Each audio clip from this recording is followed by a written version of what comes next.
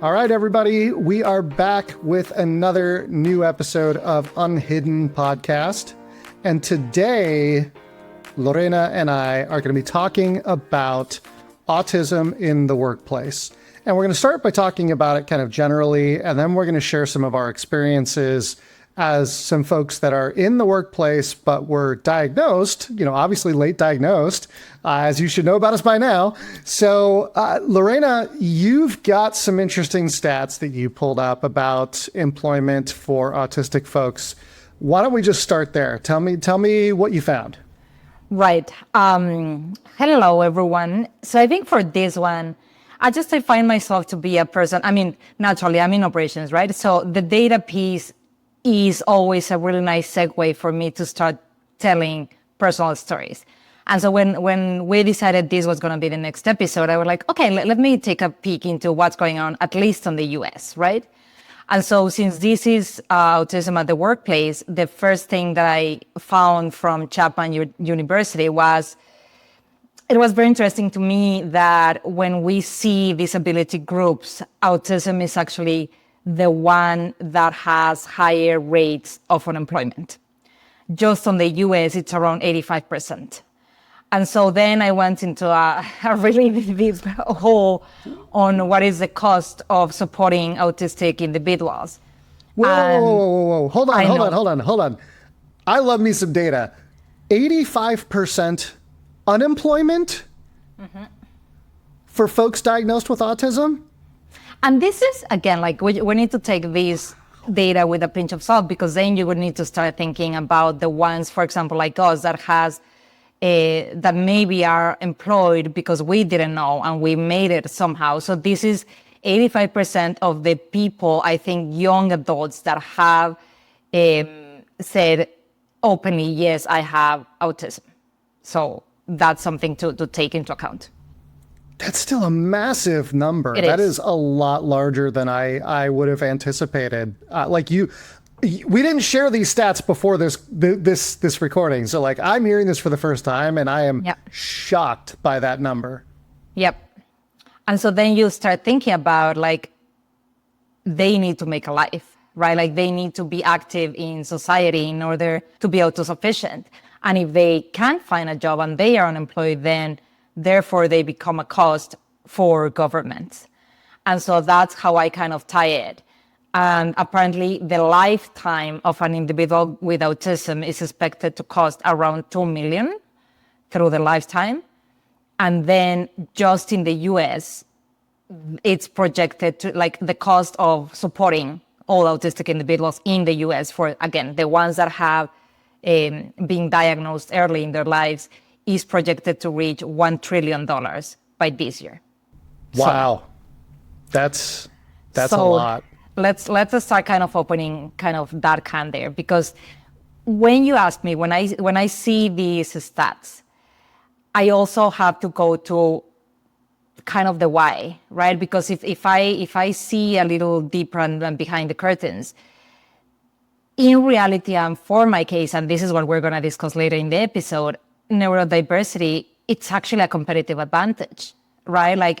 Often autistic employees, we possess unique strengths that a lot of people don't have, right? For example, and we can dive into this as a nice kind of segue again, but when you talk about focus, when you talk about memory, when you talk about creativity, work ethics, it can go all the directions, right? So I kind of don't understand if this is just a social stigma that we need to start healing for good and for real, or what's behind that, or if it's simply, again, autism is on a spectrum.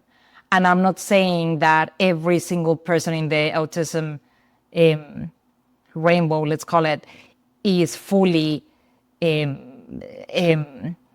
allowed to show their characteristics that kind of make them autistic, right? So what do you think?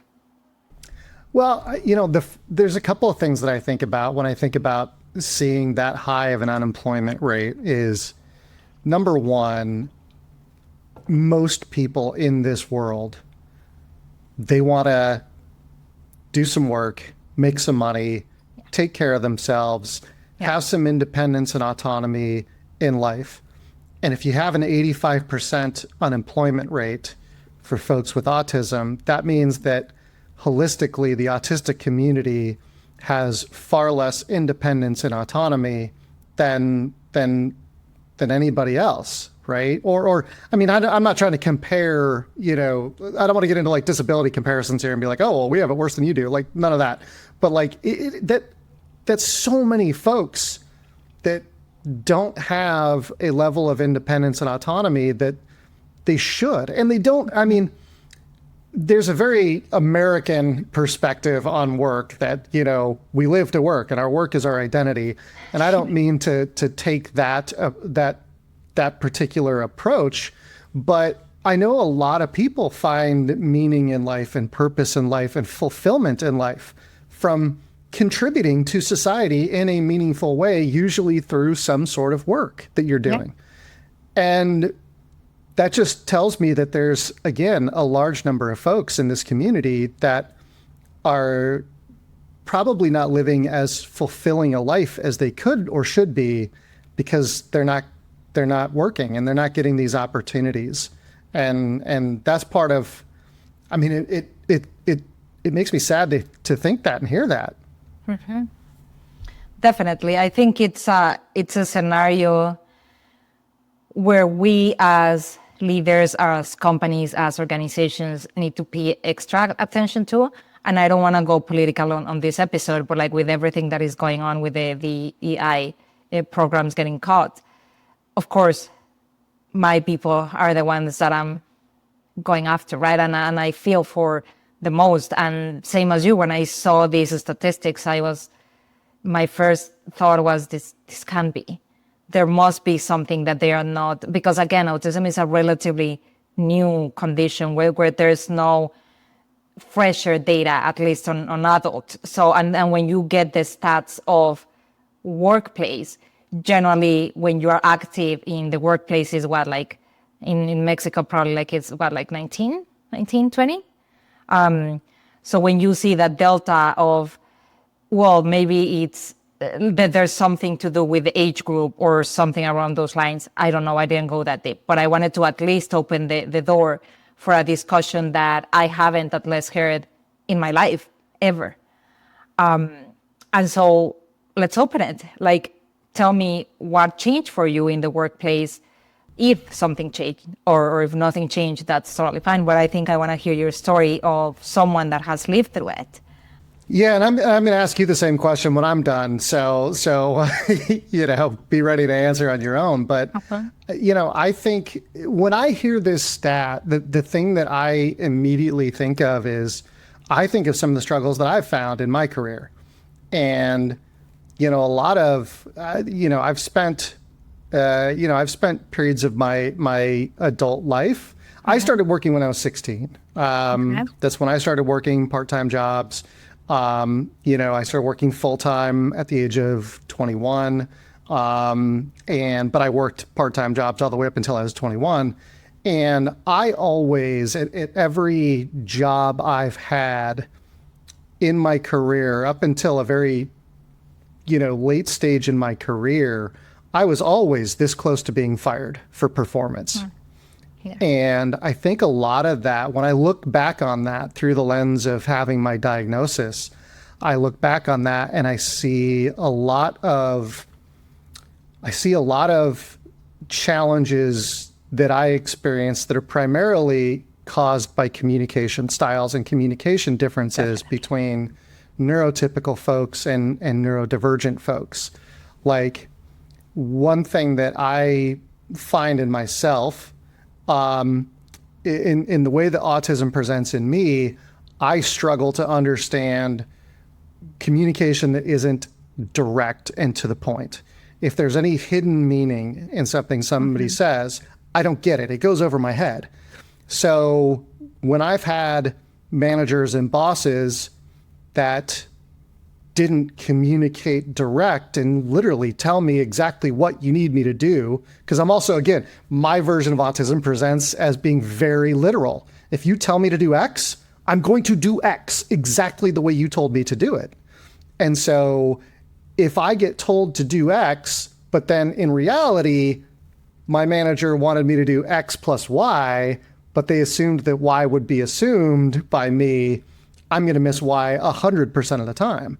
And so I always had this moment where in every career I had up until, again, fairly recently, in my probably like call it late 30s, I've always skated on thin ice because I've always almost been on the chopping block. And I've been let go from jobs before, one for performance, one for some political stuff. And I'll get into the political stuff in just a minute. Yeah, I mean, I feel like the type of communication, at least for me in my experience, the type of communication I've received hasn't always been what I need to be successful. And it's because of the way that my brain processes communication is different from how a neurotypical is processes communication. The thing is, though, is that once I get it, once I've gotten the thing, I suddenly go from barely, almost on the verge of being fired to suddenly like excelling at that thing. It's just there's a blocker typically in the communication that prevented me from just making that jump earlier. And so, there was a lot of challenges for me early in my career to even just avoid getting written up and getting fired. So what about you? Like what do you have a similar experience like that? I mean, I think both of us are going to relate on the political stuff. But for me, as I also didn't know, I think someone up there protected me and put me in places where I kind of pay extra focus in order to, I always had someone close to me that I could mirror that thing in my job in order to make it, But I think for me, it was definitely also the communication because I'm not really, and I don't think this is unique to autism, but in me is really, really strong the idea of I don't perform very well when you put me on the spot. That's not the way that I understand things, and now I'm very clear about that. Now that I have my manager knows, it's been like a few managers that they know, and so I'm never being the person of like pass the potato and then I'm gonna shine, and that's not the way I am. But I think for me it was even tougher, the aspect of the social aspect that I talked about before, like where they would send me to the trade. I was leading field in one of my jobs at some point, and it was oh my God, it was the hardest thing for me to do because I didn't know that I needed tools for re-engage, for reconnect, for re. And so I didn't have a manual or a hacks for a conference. And when you go generally to a massive global trade show where you are in charge of the booth and the sales teams and the customer success teams, and you are the person that is connecting everyone alongside with the traffic of the booth, the amount of anxiety attacks / panic attacks that I would have were massive without me knowing, right? Simply because I didn't know that piece of me needed a way through and a framework, and I needed to understand myself better. I think those two things are big. And then what you were saying on the little stuff, I have a story. One of my companies, the leadership, somehow I also, and this is what I talk about in my book, I thought I was normal because I always reported to a CEO before Jelal. So for me, that was normal. Until I realized that after, 9 companies, I was like, wait a minute, not everyone reports directly to the CEO. And so I started to know this breed very well. And in one of those companies, everything around that company was around humor. Like humor was a big piece. Like we even went to like a stand-up thing in Chicago where everything was born on a stand-up and whatever. And for me, humor, when I came to the US, now I know why. But humor has always been kind of a challenge for me because I don't understand the cues. And even today, my wife needs to explain to me like some American humor and humor in general. Because if you try to say something that it's not the, like if you're trying to make fun about something blue, but you don't tell me it's the ocean, I get lost, right? And so in this company, everything was about humor. And even the what's the name when you go outside of the company? The offsites. Even the offsites were like comedy shows and these things that I was freaking out.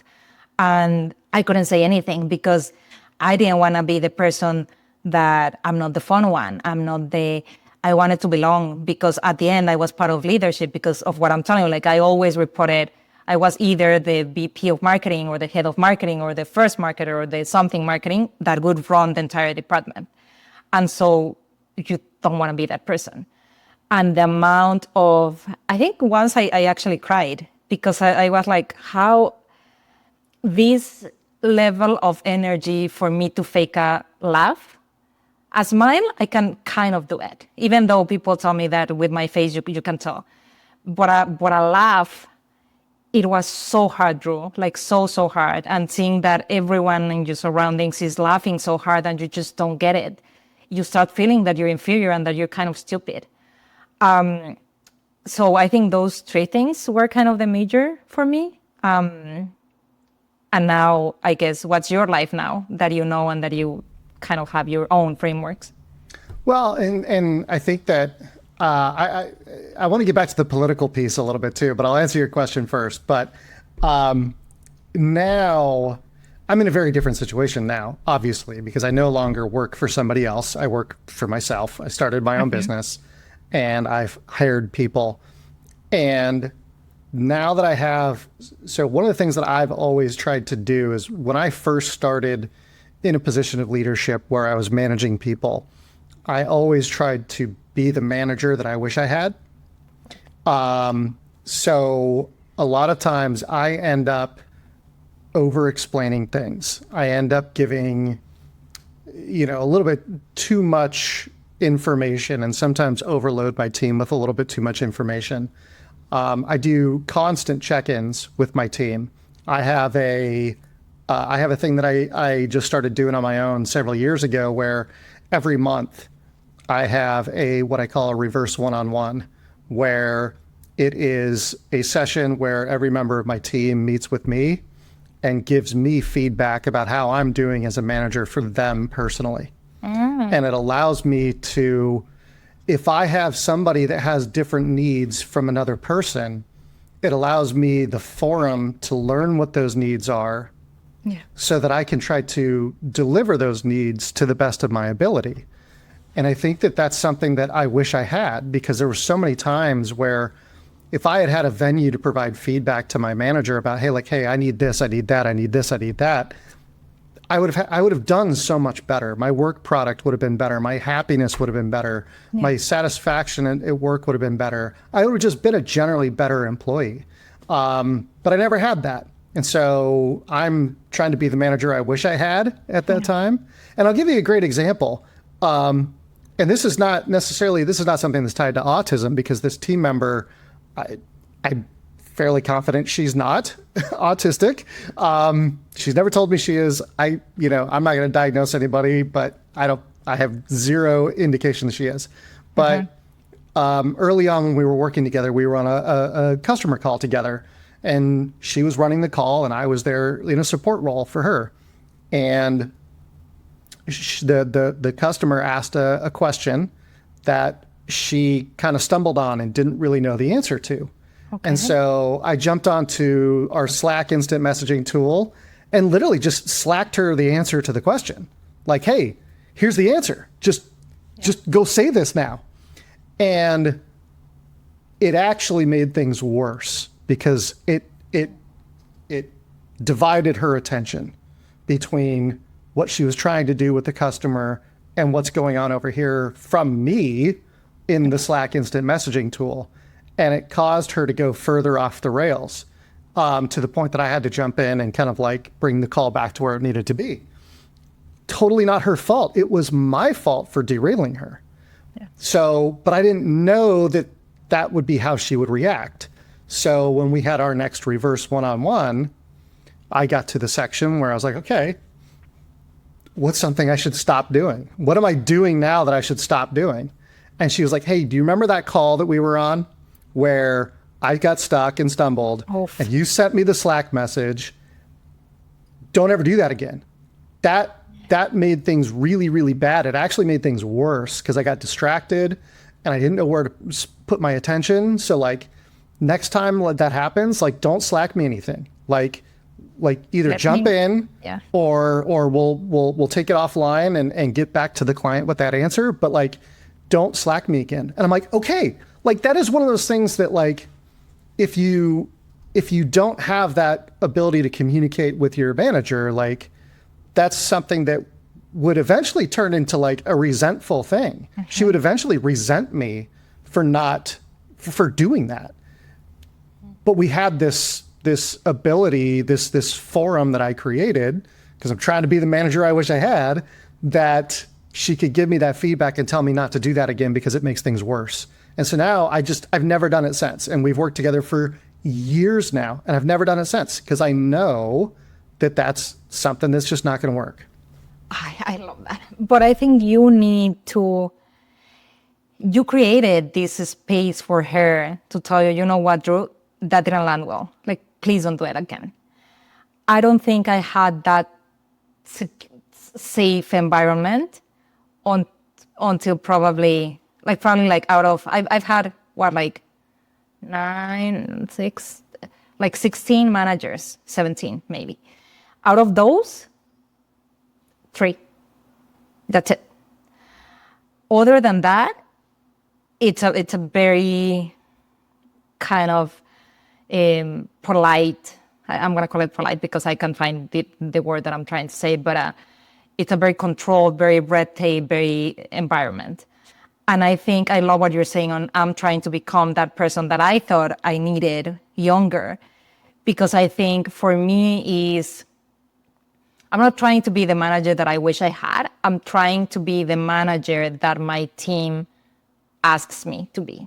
And I think one of the biggest things that I am really good at is adapting culturally, because I've lived in different places, because I changed my entire lifestyle I changed everything, the way I ate, the way I laughed, everything by coming to the US. And I think that made me extremely good at saying this worked for you, this doesn't. And so the first thing that I did was created a document that is called Working with Lorena, right? That I started to be very blunt and very true about the things that don't work for me as your manager. And I opened the door for each one of my direct reports to create one for them. And so the things that you can find in that document that I've done for years now is, please don't ever, ever text me on WhatsApp, because that's where I communicate with my family, right? And so for me, seeing something in WhatsApp automatically it's urgent. And my family is my everything. And my wife and my family doesn't live with me in the US. And so it has all the million tests that I've done on personality, whatever. Of course, the major breaks, like every single thing that can be informative for them. But it's also about what happens if you have a personal emergency. Like, how do I perceive work life? How do you convince me to do something? How are you going to take my attention? And so I ask the same for them. And I started to make my one-on-ones, especially after COVID, around their mental state. So I found this great question at one of the great, I don't know if Adam Grant or someone, that he said, you should ask interesting questions. And so I was like, well, how does that look like? And a lot of the times, I don't do it every one-on-one anymore, but a lot of the times I ask, what's the color of your brain today, of your mind? And if someone tells me black or red, then I open the door to, is there something, are you at your 80%? Are you at your 60%? And to open the door to, it's totally fine that if you are not at your 100%, it's like any other relationship in life. The assumption that we need to bring the 120% to every single angle of our lives is wrong. And I think people that are neurodiverse, we understand very well how are we presenting ourselves in the world that specific day. I think you mentioned something in that explanation that I want to kind of dive into a little bit is, you mentioned the guidance that you got that was ask interesting questions. And then your next question was, well, what does that look like? Mm-hmm.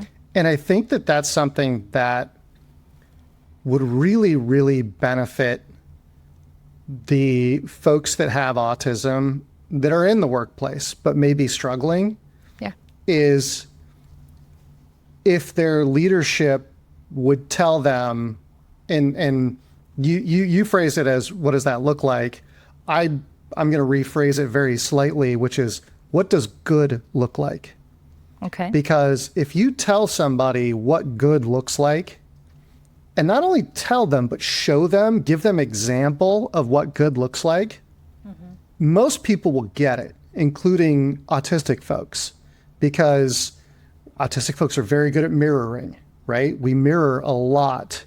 So if you give me something that you say, this is good, it's really easy for me to go mirror that thing and do this, basically, use it as a template, use it as a framework, and produce something at that quality of work or better.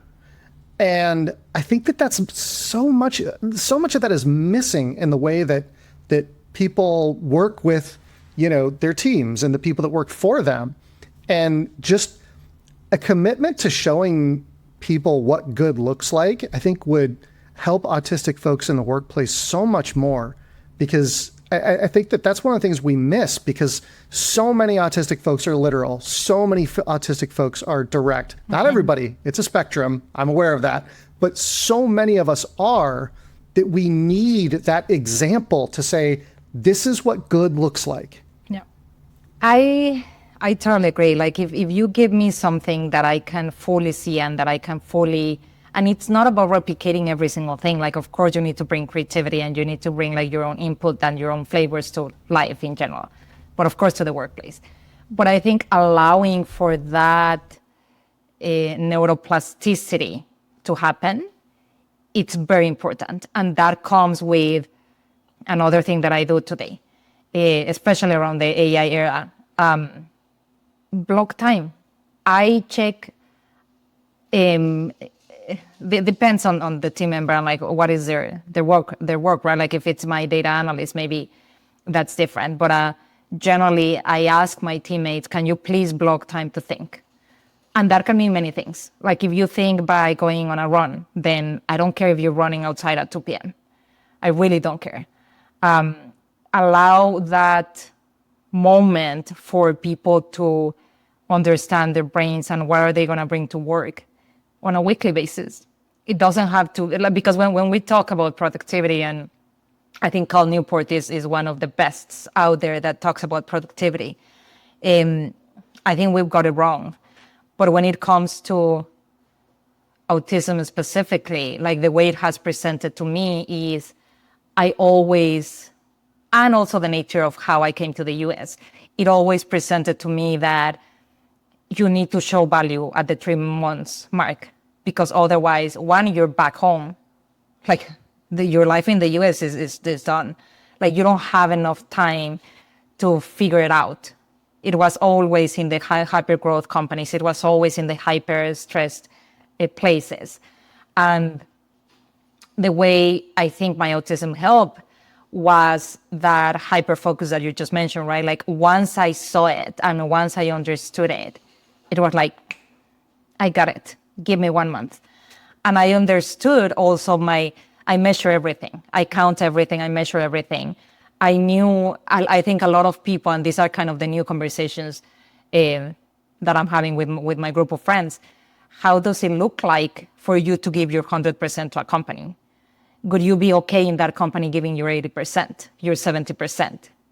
Maybe, I don't know. And that answer doesn't apply to everyone. But not everyone puts the time either to know what is that ratio. And I think us and neurodiverse people are really good at understanding those metrics. I call them personal metrics, but yeah.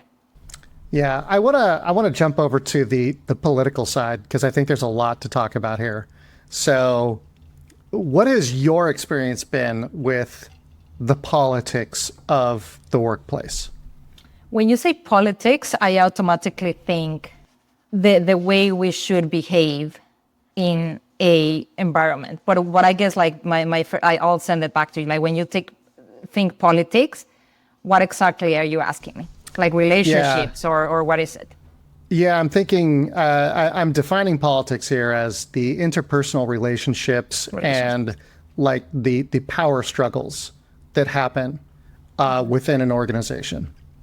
That's a tough one for me because I never truly directed that to my neurodiversity. I directed that more towards the Latina, the woman, because I have many letters of my spectrum that make me a minority already. So I feel like autism was kind of like the cherry on top, right? Like, oh my God, you're also autism. This is, But I think the power structures also have changed depending on the industry and the size of the company. Of course, the bigger the company, the more power fights you're gonna fight. You're gonna have to fight, and you're gonna have to understand. And I think the only thing that saved me in that regard was doing the things that nobody did before, right? Like, for example, right now, revenue operations is something so new and so very, it can have so many flavors that I think it saved me for a lot of political fights because nobody knew what was good at the very beginning. Now it's a little different. But I think I always struggled with the fact of I ran away from Mexico for that reason, right? Because in general in Mexico, it's about relationships, and it's about like if you know someone higher enough in the hierarchy, you're kind of really well settled. And here in the US, I had to find my way to now deal with another type of political struggle, which was power, because now it was not about the CEO was not the oldest person in the company or the person that has been more years in the company, which is still happens in corporate, at least Latin America. Here it was a 30-year-old guy, mostly white guy, that thought he knew everything. And so for me, that was really hard because the way I understand the world is, as you said, I mask good behaviors. I mask things that are worth my time in life in order for me to be autosufficient. And so when I started to see these behaviors in the people that I didn't want to become, I was like, this doesn't make sense. Like, how do I not bring this to my life? And I think it was a lot of years of a lot of therapy, honestly. It's like I didn't have any other tools back then. What is your side of the things? Yeah, I mean, I've personally had a lot of struggles with the political side of things in my career.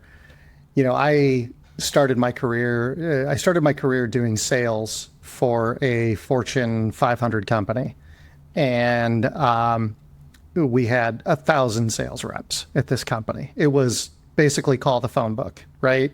Oh. And really competitive, really, I mean, when you think of like this particular sales floor, think of like Wolf of Wall Street, like that type of selling. Now, we weren't selling fake stuff. We were selling IT hardware and software. So it was like actual real stuff to real companies that needed this stuff, and we were delivering it. But it was that type of like, you know, constantly on the phone, constantly calling, constantly trying to close deals. And, you know, what I found is I watched some of my peers, people that, you know, were in my training class, that were at my same level of seniority in the organization when we started. I started seeing those folks advancing. Yeah. And I looked at their numbers. Sales is really easy. You look at the numbers. If somebody's selling, they're selling. If they're not selling, they're not selling, right? And these folks were selling about the same amount I was, but they were getting promotions. And I wasn't even getting talked to about promotions. And so I started looking around and going, well, what are these guys and girls doing differently than what I'm doing? And it was the politics. It was the networking in the company. It was the, constantly going up to your boss and shaking their hands, and constantly going up to your boss's boss and making yourself known to them, and all this political stuff about look at me, look at me, look at me.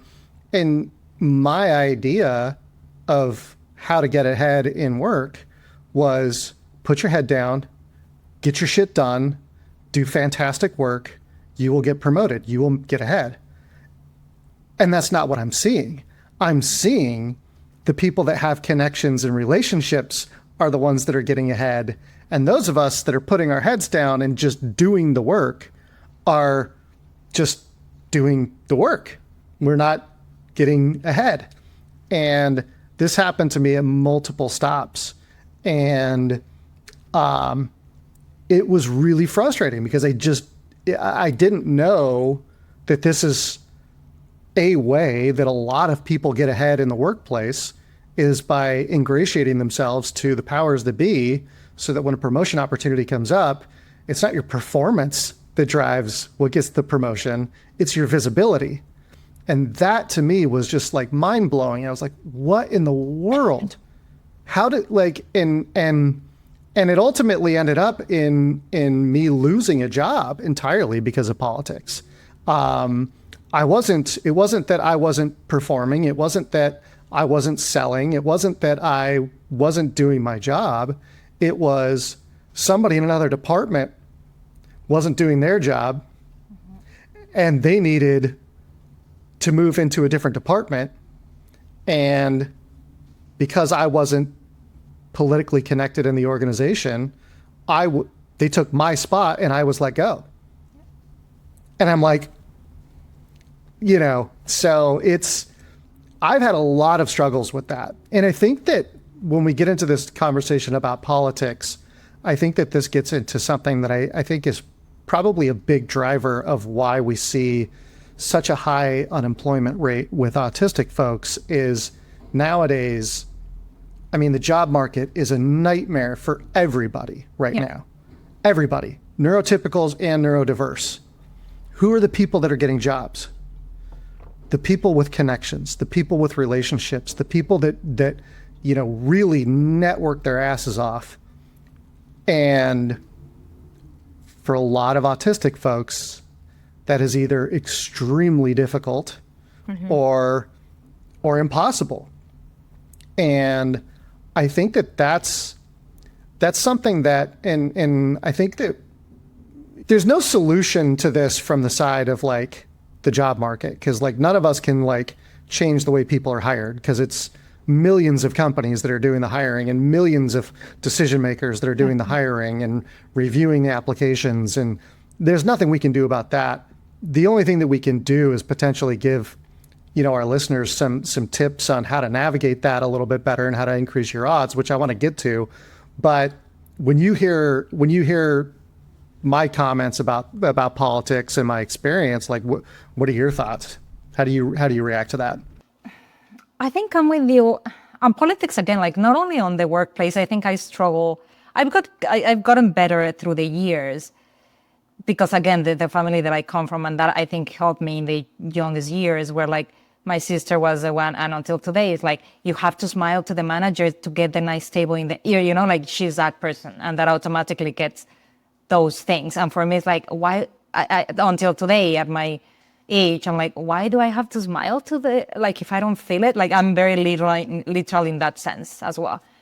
So I feel what you're saying, and I know there's not a solution from what you said from our side. But I do think, and now I think this is a nice way to kind of end this episode, is what can companies do, even though it's a terrible economical ambience right now for people that are jobless. I think still, regardless of the era or AI or whatever is happening out there right now, is I always thought that the hiring process was broken. Like, why the hell you didn't adapt interviews, for example, by giving questions in advance? Like, what is this thing about I'll catch you in the spot and see how you react? What the fuck? Like it's why you couldn't allow a break? Why are breaks or silence so frowned upon? Why you like this was a wild idea, and I think I would need to talk to the HR specialist, but I always thought of why not bringing practical tasks, right?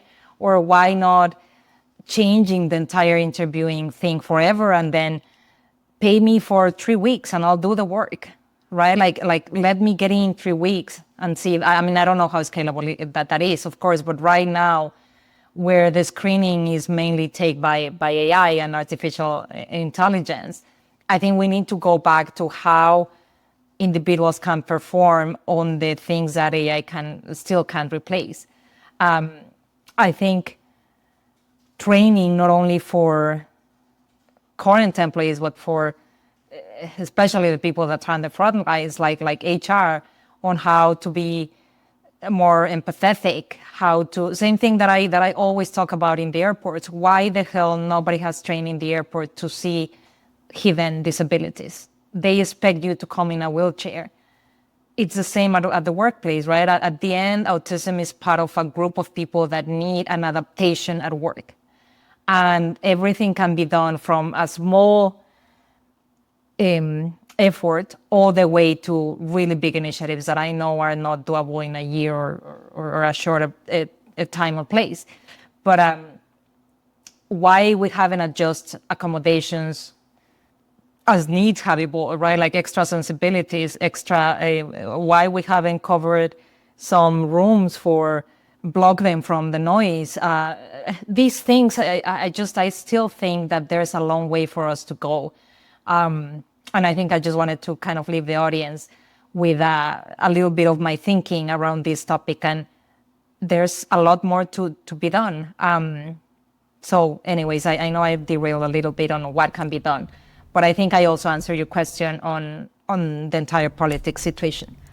So I think maybe what we can do in a future episode is get like an HR leader, somebody within maybe the SHRM community, somebody like a leader in that community, and talk to them about, what we can do to get more, autistic folks in the workplace and getting them opportunities.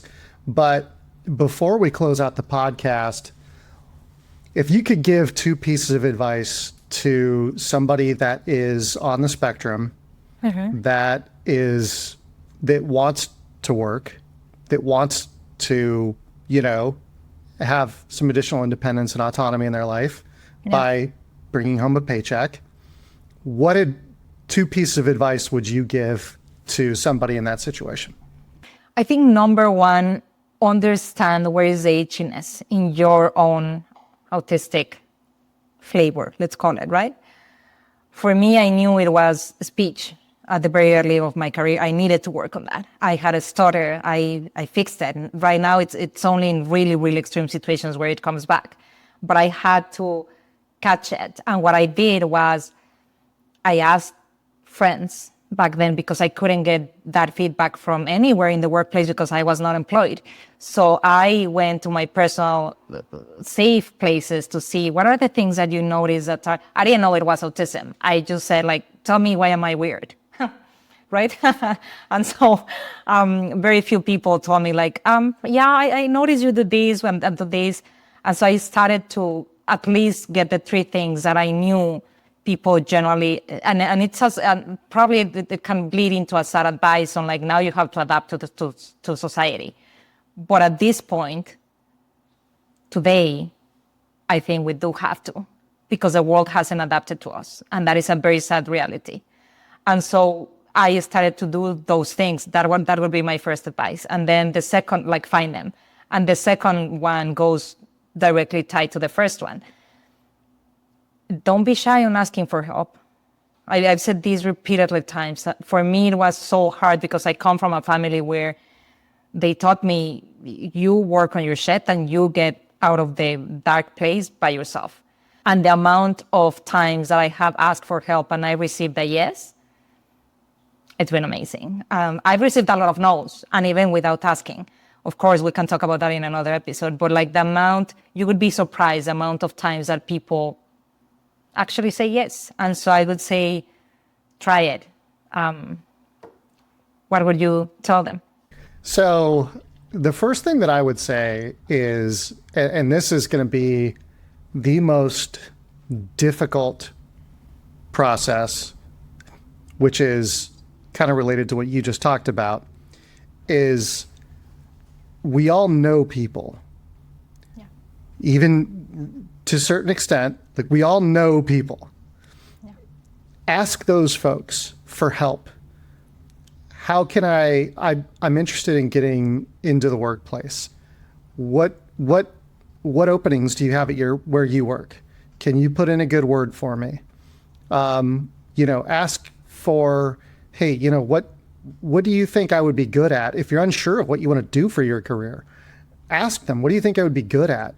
Ask the people around you, whoever they are, friends, family, your therapist, whatever, ask them the questions, because to your point, you're going to get a lot more yeses than nos when you ask for help. You're going to get some nos for sure, but you're going to get more yeses. So ask those folks to help you get your foot in the door. Now, the other thing that I'm going to bring up is this, and this is not a whole autism is a superpower thing. I'm not getting into that because autism is not a superpower, but we all have our special interests. We all have things that we're good at, right? And some of those things we're actually exceptional at. Yeah. So find the things that you're really, really interested in, the things that you are exceptional at or really talented at, and do a search. Ask ChatGPT, what careers are available in this field? Because here's the thing. If you have something that you are super interested in, this is one of the things that, and again, I'm not getting into autism as a superpower, but we have a talent that we can hyper focus on things, right?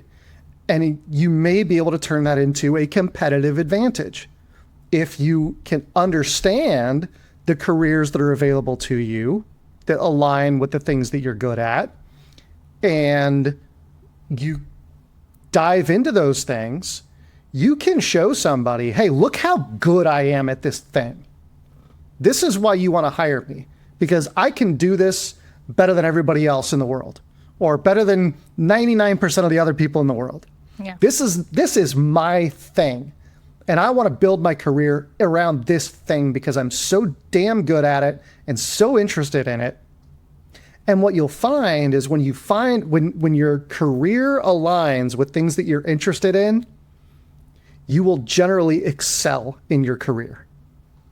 That path is going to be long. Like I don't want people to think this is a thing that you can do in a week just because ChatGPT is available, right? Like for me, even, and I'm a little torn on that one as well, because for the most part of my career, I was a journalist, right? Like it was, and I found the value of being a journalist with my special talents. I call them T-shaped people, right? But overall, I had to go through a lot of things to find that I was exceptionally good actually at managing people. And so I didn't find that until like very late. And I think the problem is how many companies in today's economic world are going to give you the chance to test 7 different things. That's a problem. But I think we can discuss that in another episode. Drew, it's been amazing to talk about this again, another episode of Hidden. Thank you, everyone, for listening in, and we'll see you in our next episode. And remember to like and comment. And if you think you're enjoying this and want to share it with other people, share it with other people too. And then eventually, we're also going to get an ability, I think, to send us some questions and feedback and stuff like that, so that we can do better. We don't have it yet, but by the time this episode airs, maybe we'll be able to. add a Right. little something in there. But yeah, thank you everybody for listening. Appreciate it. Ciao, ciao. Ciao.